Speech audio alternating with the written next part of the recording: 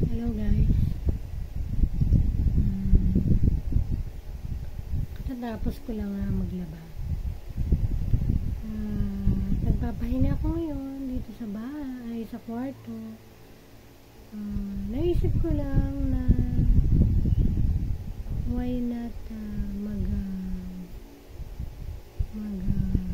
video muna ako habang nagpapahinga. Ano lang, konting kwentuhan lang about ang topic natin pag-uusapan is about alcohol. Okay? By the way, I am a mother and I am 42 years old and I have 2 daughters. The one is 18 years old, the first one, the eldest, and the young one is 10 years old. Yes. You know what, guys? Like what I've said yesterday sa aking vlog, I really have that kind of fear for my daughters. Yes, when it comes to alcohol, I am really worried about them because,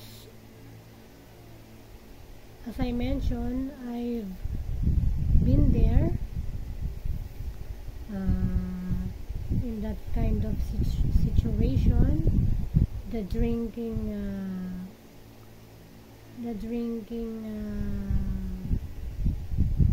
what you call it, the drinking era of my life has been already gone, and I am a mother that is really pursuing my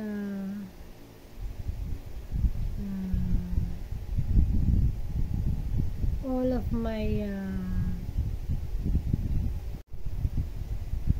my power to be the best mother as I could. But things change because sometimes things happen hindi mo na lang magugulat ka na lang, nangyari na.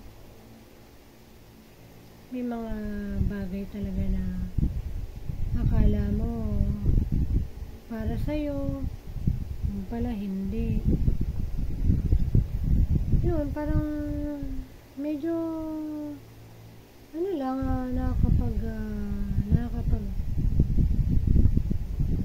nakakapanghinayang lang. May mga bagay na talagang siguro hindi talaga para sa'yo. So you just need time to accept the fact na that's not for you, or you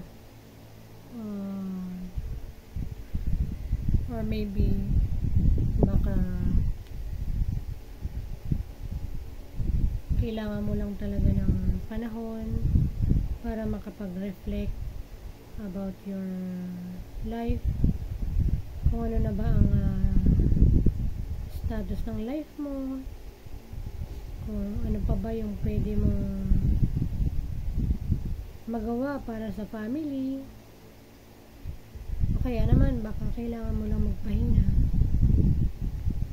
diba? Katulad ng aking sitwasyon ngayon, sa tingin ko kailangan ko munang maglaylo sa takbo ng mundo. Buti na lang andyan ang YouTube, diba? Kahit papaano I got to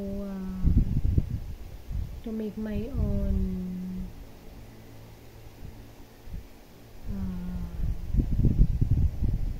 what do you call this? Nagkakaroon ako ng sarili kong way to relax Katulad nito, nagkakaroon ako ng chance makausap ang mundo through YouTube.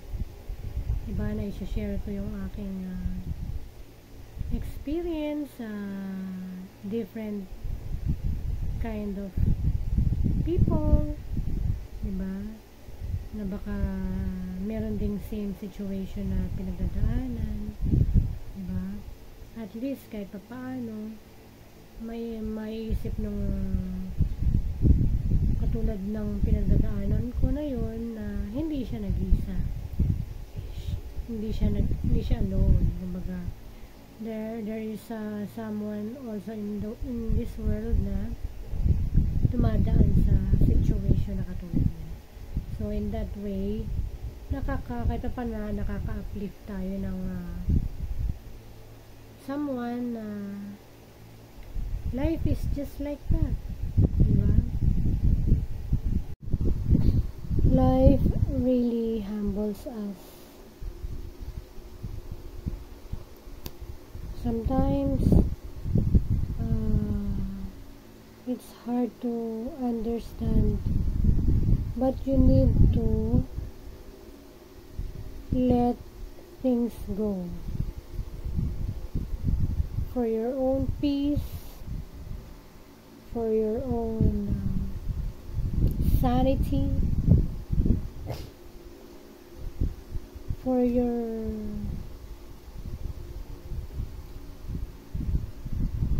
own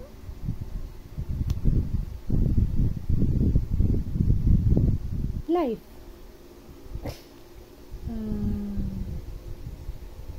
Wag mo lang kakalimutan na ano man ang ma-experience mo in life, nandyan si God na patuloy na gagabay sa'yo at makakatulong mo all the way through your journey in life. Yes, you should be aware that there is a God that will fix all the problem that you have. Just trust Him. Okay? Kahit ano pang klaseng problema yan, walang hindi masasolve. Basta nandyan si God sa tabi mo, siya ang yung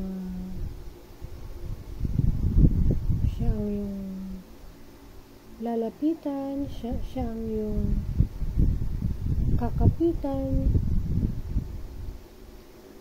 siya ang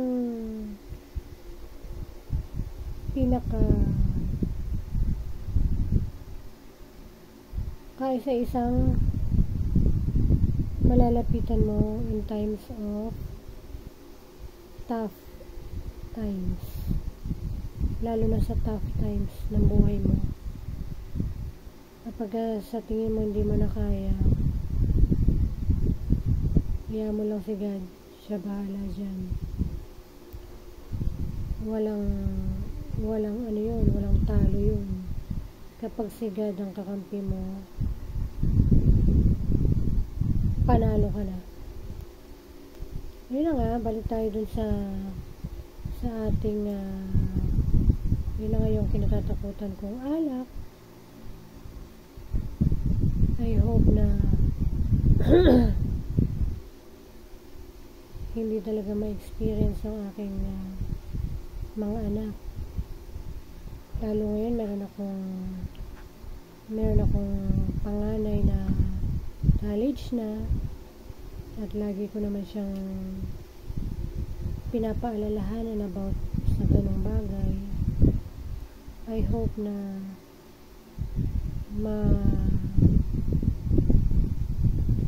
I know naman na talagang nakikinig naman siya, dahil para rin naman sa kanya yun. Yun lang, yung sa iba namang mga parents, sana huwag kayong magsawang gabayan yung mga anak ninyo. Huwag kayong mapagod na i-correct ang kanilang mga pagkakamali. Kasi unang-una, wala namang ibang gagawa niyan kundi tayo. Kasi tayo yung mga parents nila eh. Diba? Excuse me. Kasi the time na sila ay na lumabas sa mundong to, eh talaga namang responsibilities natin sila na maiayos ang kanilang buhay sa abot ng ating makakaya. Kaya I think ako naman, nagawa ko naman siguro yung part ko as a mother.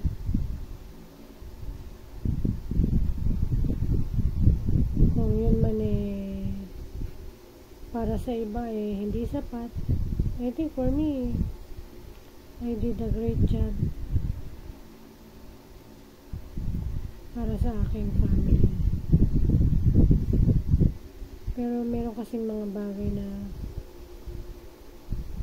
or mga tao na walang contentment, hindi sila masaya sa nangyayari sa buhay. Kaya dapat tayo maging content. I-cultivate natin yung pagiging contented yun sa mga bagay-bagay. Kasi the more we want things, parang sometimes lalong hindi mo makamtan. Kaya mas maganda yung kontento ka na lang kung ano yung meron ka, maging masaya ka kung anong meron ka, be grateful with what you have, always thank God kung ano man yung natatanggap mong blessing, maliit man yan o malaki, diba? Lagi tayong maging humble sa buhay, huwag tayong magiging mapagmataas. Kasi sa mundo wala naman tayong madadala dyan eh kapag tayo ay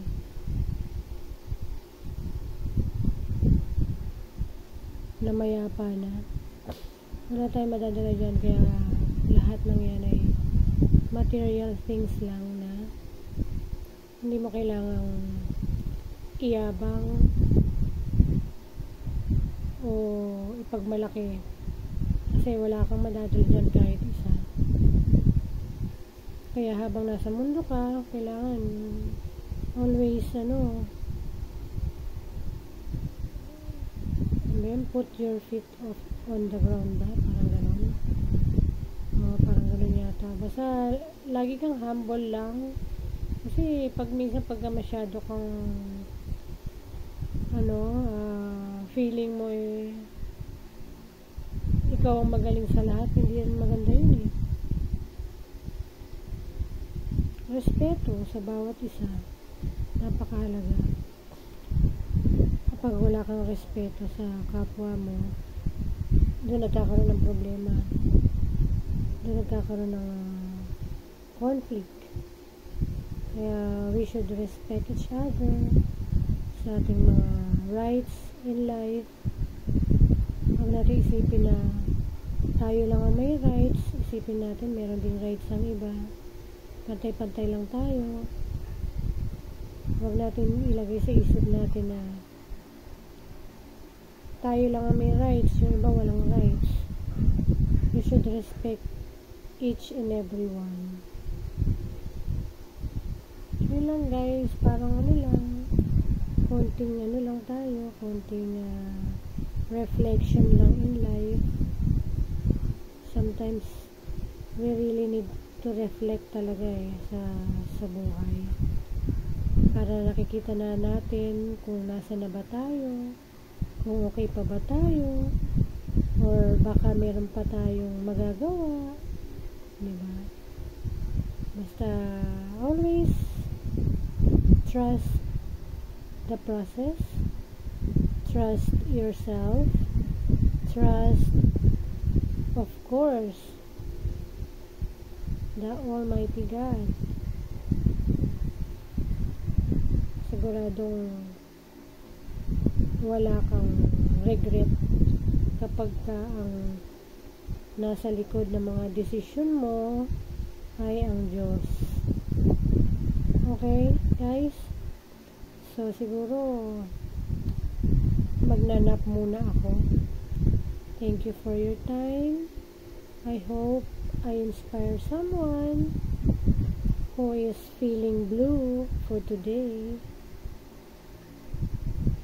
And always be happy.